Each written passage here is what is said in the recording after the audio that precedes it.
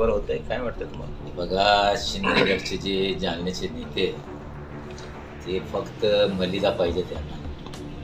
ज्या दिवशी त्यांना मलिदा भेटेल त्या दिवशी ते मग ते महायुतीचा प्रचार करेल.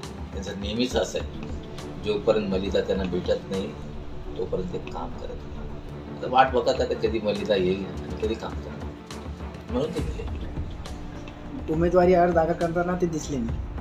मी तुम्हाला तेच म्हणतो, याच्या 5 वर्ष अगोदर तेच बघा ना, नाटक केले त्याने. मी असं करणार, मी लोकसभेचा उमेदवार राहणार, मी याला पाडतो, मी त्याला पण. मग काय झालं? मलिदा घेतली, गप बसले, तिकडे तिकडे झालं. हे त्यांचं काही भांडण नाही आहे, हे भांडण फक्त मलिदा. त्यांना मलिदा पाहिजे आणि मलिदा जेवढा जास्त भेटेल तेवढा ताकदीने ते फिरणार आहे.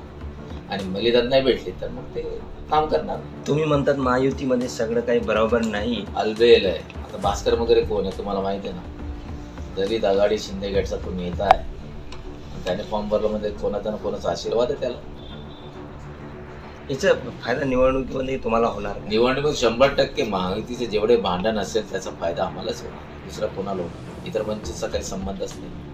आज दोन लोकांमध्ये फाईट आहे, काँग्रेस आणि भारतीय जनता पार्टी. आणि जेही फायदा होईल, जेही भांडण आहे, जेही माहोल आहे ते आमच्या फेवरमध्ये आहे.